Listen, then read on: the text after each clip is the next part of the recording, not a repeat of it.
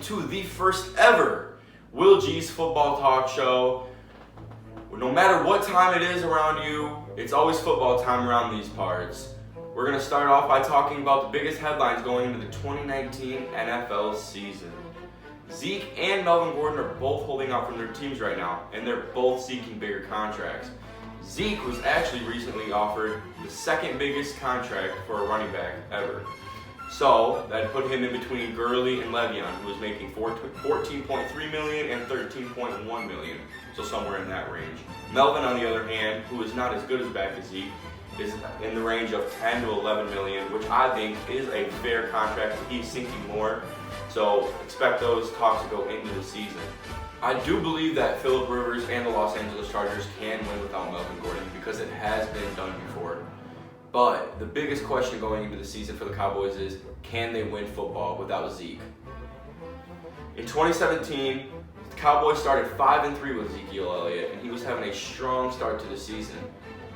After that, Zeke then had to serve a 6-game suspension where the Cowboys went 3-3 over that span, where Dak Prescott was having a really good season, and then once without Zeke, his numbers drastically declined.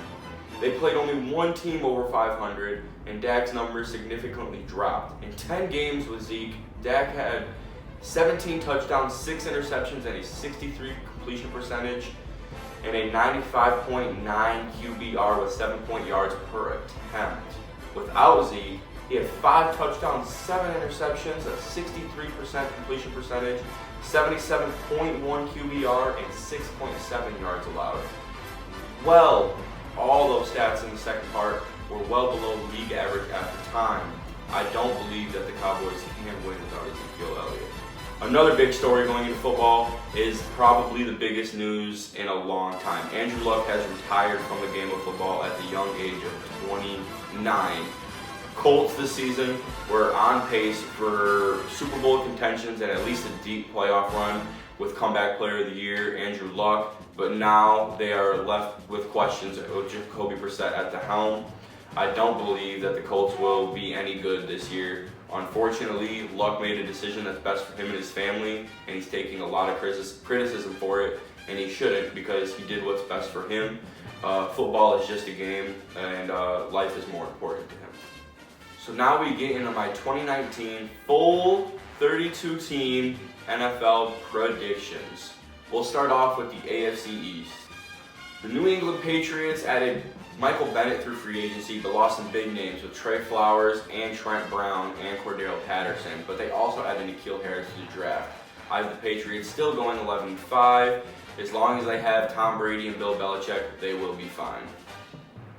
The New York Jets added big pieces to help out second-year quarterback Sam Darnold. Le'Veon Bell is one of the best running backs in the league, whether he is sad this season or not. They also added huge pieces to their defense in C.J. Mosley and drafted Quinnen Williams, but the loss of Buster Skrine will not affect them that much. The Buffalo Bills. I expect big things from the Buffalo Bills and improvement this season, but not too big. I wouldn't set their expectations too high. Josh Allen is still young and he's still learning, but they did add some key additions with Ed Oliver and Cody Ford in the draft, and they also added Devin Singletary, which will complement Josh Allen really well. I am high on Singletary, and I was through the draft. And their defense, led by Micah Hyde, should still be good. I have them going 7-9, finishing third. And last but not least, the Miami Dolphins, who I consider to be the worst team in the NFL. They have no hope, really, in my opinion. I think that Brian Flores wasn't the answer. Whether he's a good coach or not, I don't think that he fit in Miami. They have no offensive promise at all. Josh Rosen and Ryan Fitzpatrick, neither are the answer, and they have no weapons to go with them as well to help out at all. Kenny Stills and Kenyon Drake aren't going to get the job done, and their defense has some solid pieces in Xavier Howard and Minka Fitzpatrick, but I still don't think that they're going to be that good. I have them finishing 3-13 and last in the NFL. Now we shall dive into the AFC North. In first place in the AFC North, I have the Cleveland Browns going 10-6.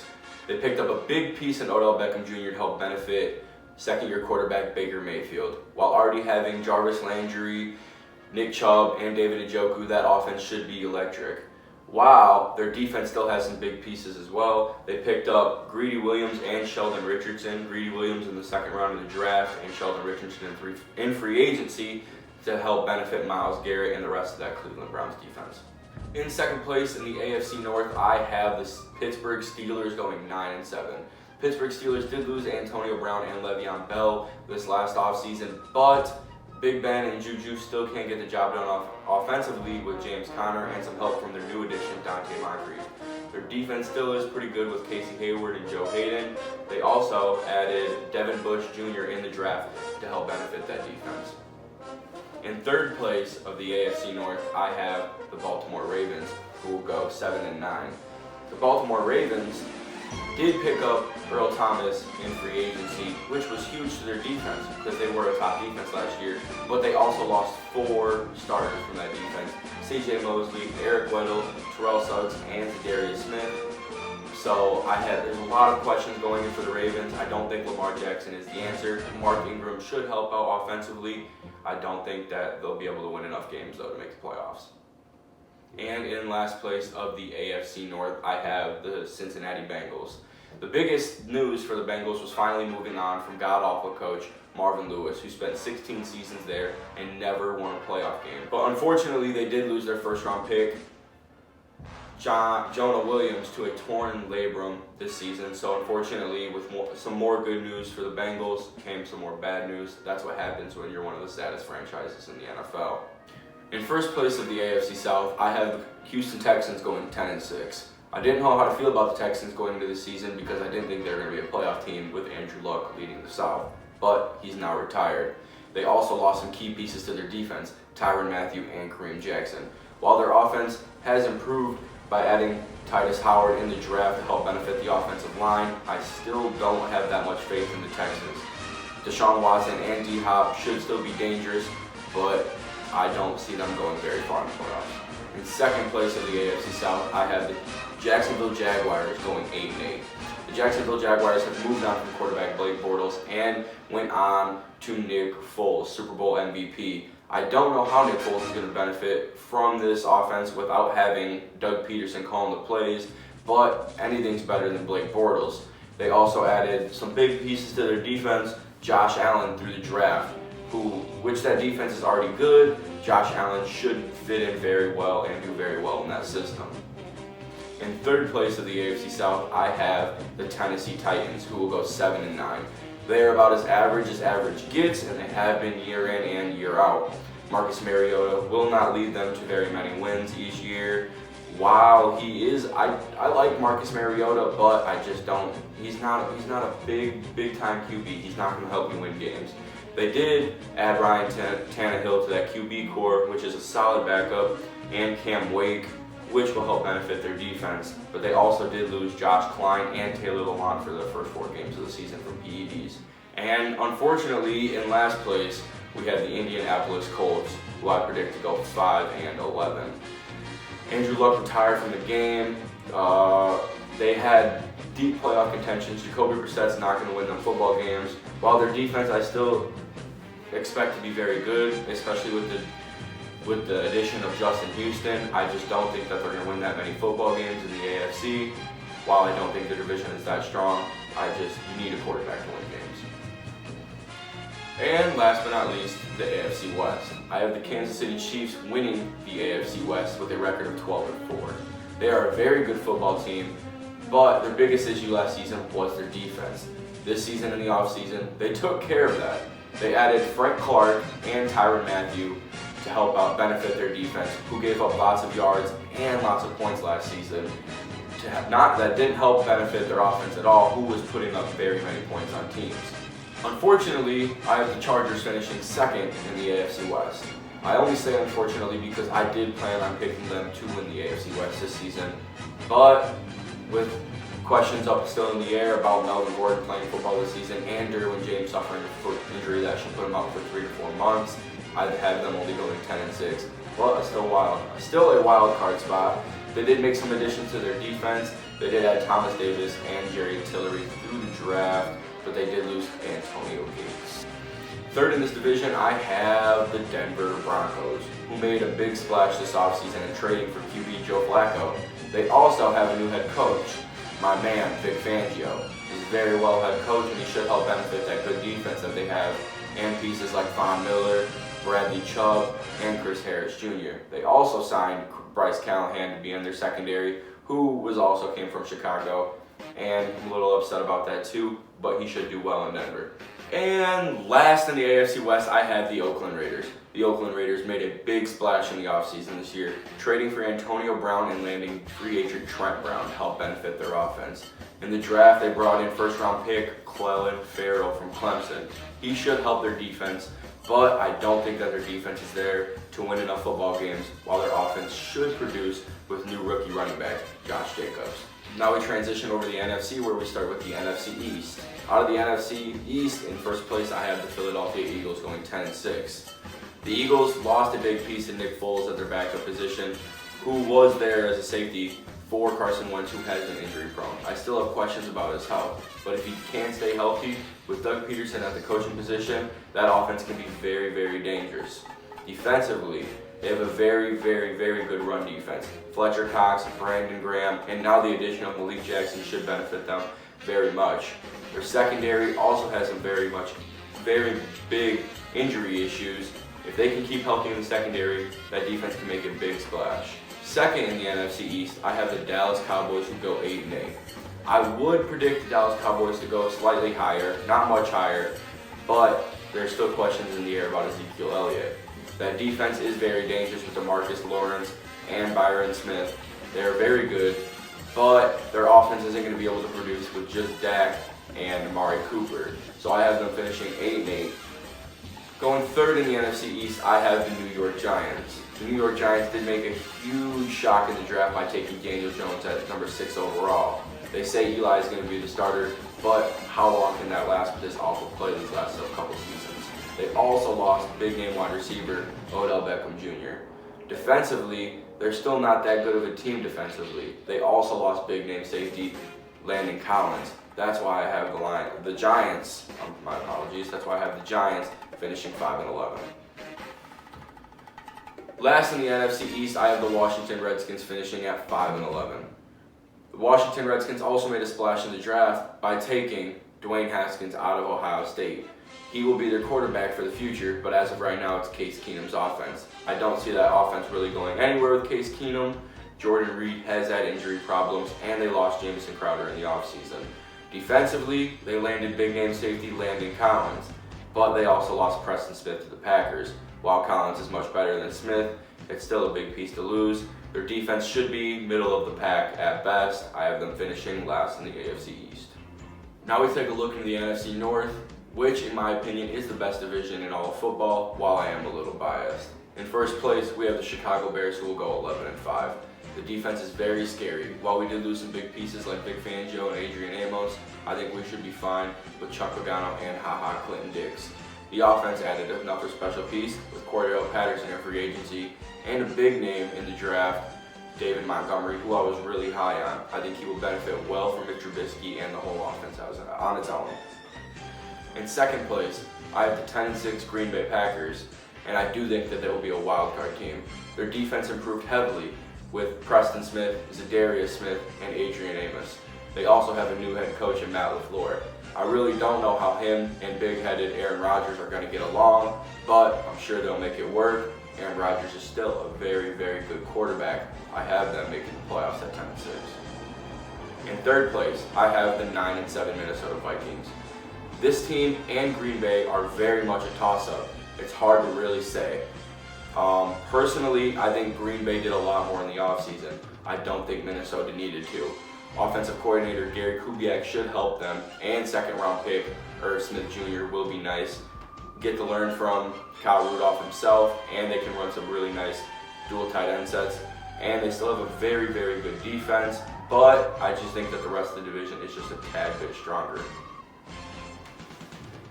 And now for the laughingstock of the division, the Detroit Lions.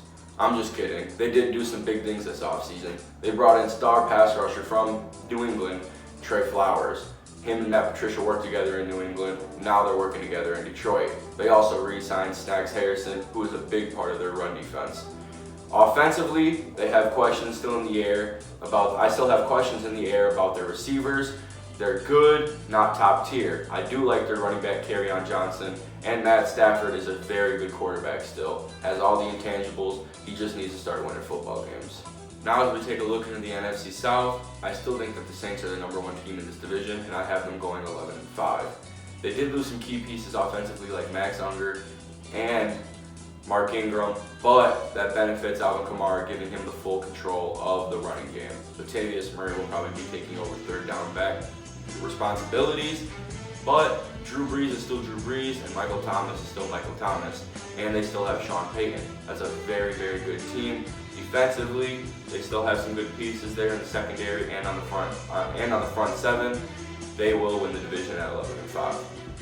Second in the division, I have my second wildcard team in the NFC, the Atlanta Falcons. I like their offense a lot. Matt Ryan is still an MVP quarterback. Not anymore, really. I don't think he'll win MVP, but he's still a really good quarterback, and they have the best receiver in all of football, Julio Jones.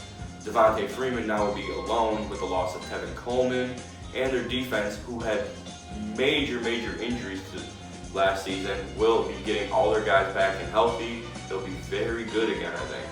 And in third place in the NFC South, I have the Carolina Panthers, finishing 7-9. I think that their division is very good, and it'll be hard for them to win a lot of football games. Cam Newton, if he can stay healthy, can have a solid season with DJ Moore and Christian McCaffrey. I think that their defense still has a lot of holes that need to be filled. Luke Kuechly is very good, but they're getting older. They need to start going more young. They did add defensive lineman Gerald McCoy, though, which will benefit their defense heavily. And in last place of the NFC South, I have the Tampa Bay Buccaneers. Bruce Arians is the coach that Jameis Winston needs. He will benefit Jameis heavily in the passing game. If he makes Carson Palmer look like an MVP with the Cardinals, I think he can make Jameis Winston very, very good. They did lose some pieces defensively. They lost Quan Alexander and Gerald McCoy, but they did pick up Ndamukong Suh and Devin White in the draft. Their defense will be getting better, and their offense will grow. And last but not least, we have the Los Angeles Rams coming out of the NFC West. I think they'll go 10-6, but there is a major question in their offense. Will Todd Gurley stay healthy with the arthritis in his knee? He's a very, very good running back when healthy, but it's a nagging issue, and it's not going to get any better. Defensively, they lost Ndamukong Suh, but I think that they'll be okay. They still have Aaron Donald. They still have key pieces in the defense like Marcus Peters as well. I think that they'll do very well. In second place of the NFC West, we have the Seattle Seahawks, who I have going 8-8. They recently extended Russell Wilson, who is very good in the rushing and passing game, and he's a very elite quarterback. To fill the void of retirement from Doug Baldwin, they drafted DK Metcalf, but their defense is facing some holes. They lost Earl Thomas and Frank Clark. Now all they're left is Bobby Wagner. He's not going to be able to do it all on his own.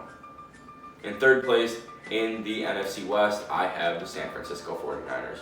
Jimmy G is now finally returning and healthy this season, and they added some big pieces to the defense. Dee Ford, Quan Alexander, and Nick Bosa to the draft. Tevin Coleman should help benefit their run game, but I think it's going to be mainly RBC, running back by committee, with Matt Breida there as well. And last in the NFC West, we have the up-and-coming team, the Arizona Cardinals. I think that their future is very bright with Kyler Murray and Cliff Kingsbury. I don't know if Kyler Murray is going to be as big as everyone thinks he's going to be, but I think he will be solid enough to stick around for a long time.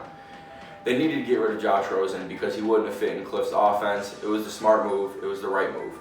But defensively, they're still a ways away, but they did sign Terrell Suggs in the offseason and help benefit them there.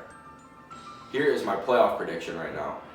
On my right, I have the AFC. The first seed should be the Chiefs, second seed Patriots, third seed Browns, fourth seed the Texans, and my first wild card will be the Los Angeles Chargers, and my sixth team will be the Pittsburgh Steelers. On my left, we have the NFC. In the first seed, unfortunately, not the Bears. I think the Saints will get it because I do think that they'll win the head-to-head matchup since we face each other right after the bye week, and the Bears aren't good after the bye weeks. The 2 seed, I do think, will be the Chicago Bears. The 3 seed will go to the Rams, and the 4 seed will be the Philadelphia Eagles. At the 5 seed, I have the Atlanta Falcons, and 6 seed, the Green Bay Packers. Thank you everybody for tuning in. You guys can get my Twitter, my YouTube, and my Instagram right here. I appreciate it. There's going to be more stuff up and coming. I'm going to have my game day vlogs. I'm going to have my Bears pregame shows. And I'm still going to be continuing to do week-to-week breakdown